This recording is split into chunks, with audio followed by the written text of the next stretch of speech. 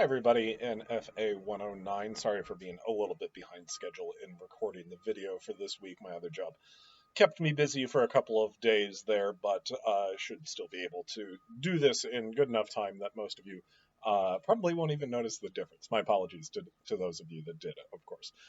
So why don't I catch you up a little bit on class-related business since I last talked to you, as always. It's not a two-way system here. Um, so really quickly, the assignment prompt for the final essay has been up on Brightspace since last week. I haven't gotten many questions yet. The ones that I have mostly had to do with the topics people are picking. Happy to have those emails, of course. Keep them coming. If you've got questions, if you've got a particular idea that you want to bounce around or ask about, happy to engage on that front. But make sure that doesn't fall through the window, especially doing the research for it before the due date, which, if I'm recalling correctly, is this upcoming Sunday, the 26th. Also, happy birthday to me on the 26th. Beyond that, we're starting last week, we dropped the screening response as a separate writing assignment, just rolled it into the discussion boards since it felt like there was some redundancy there. Because of that, I did want to mention, just to clarify this, I'm not going to penalize people about it in the first week, just going to clarify it here, that you are expected to write a full post on both discussion board topics in these last couple of weeks, both the screening response and the topic of the reading and lecture for the week, and you are expected to comment on other people's posts in both of those discussion topics. So just to clarify that, and you can always sweep back through last week's, like I said, I'm not going to penalize anybody just because we've been kind of making up the rules as we go along a little bit, but just wanted to make sure that was clear for everybody. And then beyond that, there's not that much time left in the semester. I'm recording this on April 21st. If this was normal life, your final exam would be in less than 2 weeks. As it is, we will have a final exam along with the final essay, but it's going to be through Brightspace, and it'll be available for you to take any time during the last week of class. So 2 weeks from now, essentially, and I'm going to start working on the questions for that in the immediate future here. Beyond that, I don't think I have anything else as far as class related business goes. So let's go ahead and jump into our topic for this week. And this week is actually one that got altered a little bit by the coronavirus lockdown. We lost a week of class time. And that means that I kind of had to jam together a couple of very different topics, essentially trying to cover as much as I can of global cinema outside of what's been happening in Europe and the United States in the past 50 years or so. And yeah, just saying that topic alone, that's too big of a topic for 1 week, obviously. Holy cow. That's one of the shortfalls, in all honesty, of doing a survey course like this one, where you're trying to grab as much information as you can in a relatively short amount of time. Honestly, my preference would be would have been to make this a class that focused just maybe on American film traditions uh, and history, just because it always feels a little bit like tokenism when we pop in and we're like, hey, 1 week on all of Chinese film history slash all of Latin American and African. It's unfair to those cinematic traditions. Maybe I'm a little hung up on that. Regardless, what I want to talk about is both the specific patterns of historical development in some of these national cinemas, as they're called, as well as the whole idea of national cinemas, which is an important idea in cinematic studies and cinema history, but I think one that is perhaps a little bit problematic as well, or maybe simplifies things a little bit too much. So let's go ahead and jump in, though, into a couple of the major regions of cinematic development that are covered in the readings this week. Probably the most notable one to learn about right now is China, simply because China is, in normal circumstances, I'm not sure how much it's been affected by the coronavirus for them, but The Chinese film industry has been growing by leaps and bounds in the past couple of decades, and especially in this past decade, it's become explosively large. Second biggest film market in the world after the domestic market, the United States and Canada, and it is fully capable of creating global blockbusters. There was a movie a couple of years ago, I don't remember its title in English, but it was a top 10 movie globally, produced in China, financed in China. It got very limited release outside of East Asian marketplaces, and yet that was big enough for it to be in the top 10 list for global box office, along with your Marvels and your Star Wars, that sort of thing. And that's a rarity. I don't know the last time that a non-Hollywood, non-English language film was in the top 10 at the global box office. The fact that the Chinese cinema is capable of doing that clearly shows that there is a lot of commercial power there, which makes sense. It's the biggest country in the world. There's a lot of eyeballs and a lot of tickets that could be purchased in China. Now, that was not always. They always have been a gigantic country, but it wasn't always the case that there was a gigantic cinematic industry.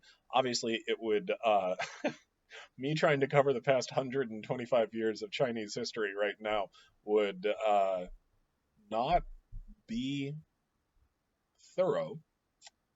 We can put it simply. But to simplify things dramatically, early 20th century, China goes through a revolution where the old dynastic system, the imperial system, collapses. There's a lot of civil war and state collapse in the early part of the 20th century. China is invaded by Japan during the 1930s and is a major battleground during World War II. And then after World War II, the Communist Party takes over China, funds the People's Republic in 1949, and the film industry in China kind of goes the way of the Soviet film industry in some ways, where it becomes more about propaganda than about commerce, entertainment, the kind of things that we think of in terms of Western cinematic expectations. And even then, there's periods where China basically stops making films entirely. The Cultural Revolution in the 1960s and 1970s is a very tumultuous period in Chinese history, and it sees a lot of the film industry, both the like industrial structure as well as the people themselves, the filmmakers, get shut down, exiled, stuff like that. So it's really post 1980 that mainland China has started to grow in its industrial and commercial capacity. There always has been outlying areas that are creating audiences around China. The most visible of these is Hong Kong, which until 1997 was a British colony just off the coast of China, heavily populated, pretty wealthy urban area, and they produced a hell of a lot of movies, hundreds of movies a year produced in Hong Kong beginning around the 1960s. Probably most famous for the kung fu movies that were made there back in the 70s, 80s is probably the golden age of that, especially Bruce Lee, Jackie Chan. They get their start in Hong Kong kung fu movies. And there's also a big burst of international attention for the action films of John Woo. You can hear my kids. They're very excited about John Woo, my 3-year-old. He loves Hard Boiled. Uh, but yeah, those action films, and John Woo is a filmmaker who eventually jumps to the United States. And there's art house cinema that's made in Hong Kong as well. The filmmaker Wong Kar-wai, whose movie In the Mood for Love is, if you ask me, one of the best movies made in the 21st century. That's also based in the Hong Kong film industry. And increasingly, since 1997, Hong Kong and mainland China's film industry have worked in conjunction with one another. Similarly, Taiwan, which is a quasi. God, again, I'm not going to try and get into the complications there. Taiwan is not a part of the People's Republic of China, but the People's Republic of China wants it to be. It's a mess. I'm not going to try and cover the whole thing. They've had their own film industry since the 1960s, essentially. A lot of it made for Taiwanese audiences. Didn't get exported all that widely up until the 1990s. Probably the most famous figure from Taiwanese cinema is Ang Lee, the multiple Oscar-winning director behind films like Sense and Sensibility, Crouching Tiger, Hidden Dragon, Brokeback Mountain, Life of Pi.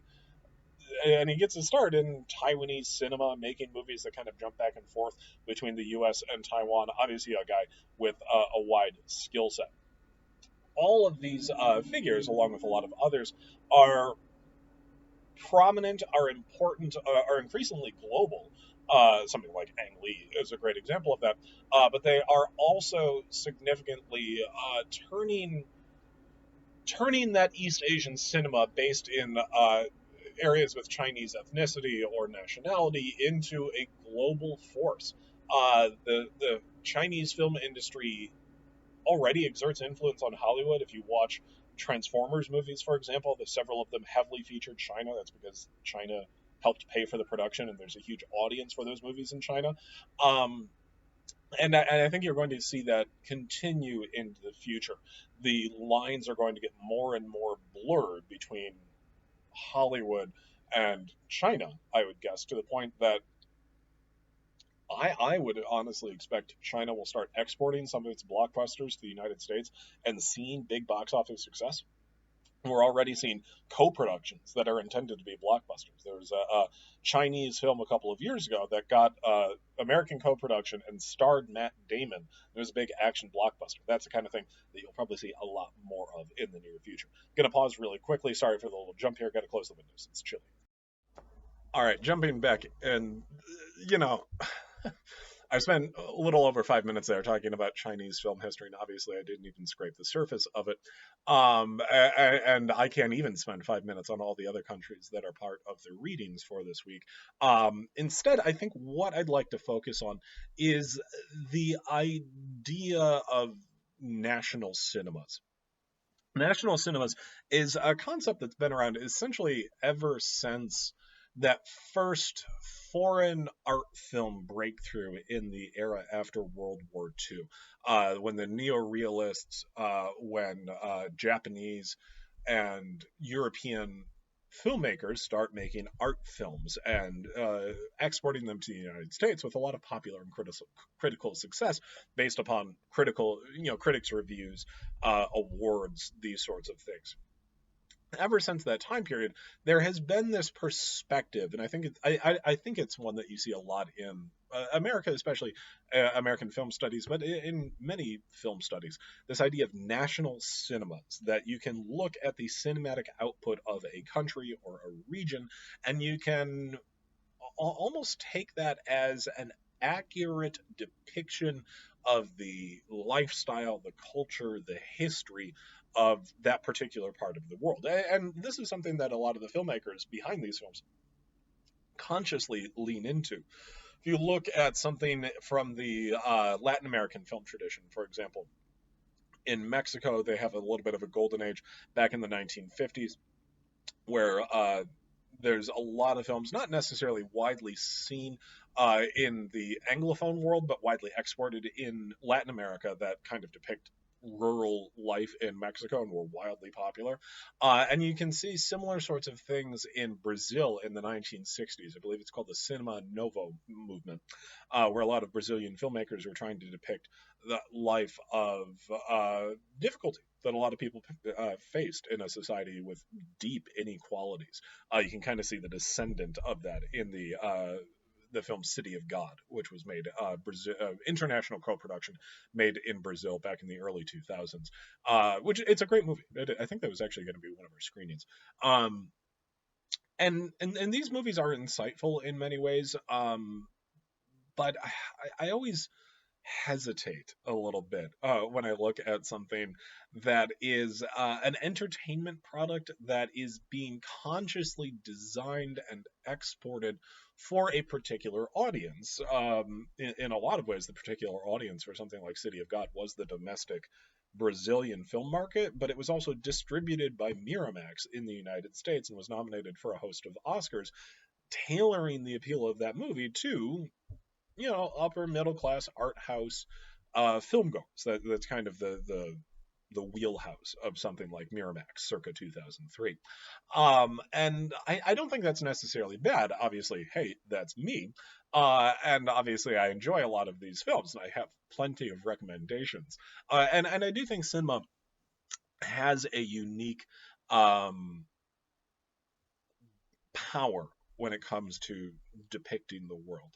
To name another example of like national cinemas, there's a great movie made a couple of years ago called Timbuktu that was about the arrival of Islamic jihadis in Timbuktu in West Africa, and it's a marvelous film. I've used it in class before, and it depicts with a lot of depth, a lot of feeling, and a lot of nuance how the communities in West Africa dealt with groups like Boko Haram. It's a great and beautiful movie, but I also think like it's difficult for some to some degree to look at a movie like that and be like, well, now I get it. Clearly, me in Chicago haven't left my house in a month.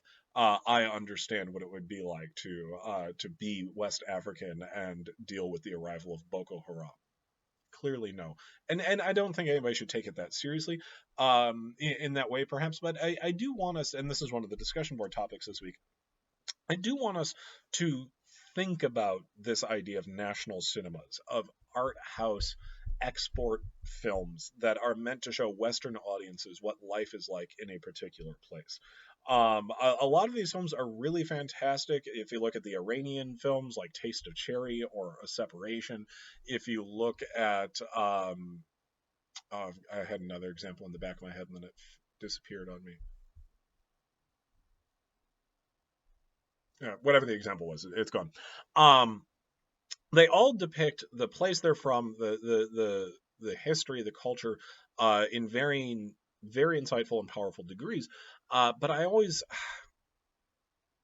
I worry a little too much that we take that sort of film, that sort of depiction, maybe little too far. I don't know. Maybe I'm just rambling. But it's an idea that's been percolating in my brain. I look forward to your thoughts about it in the discussion boards this week. That is all for now. I will talk to you all in Zoom or in next week's video.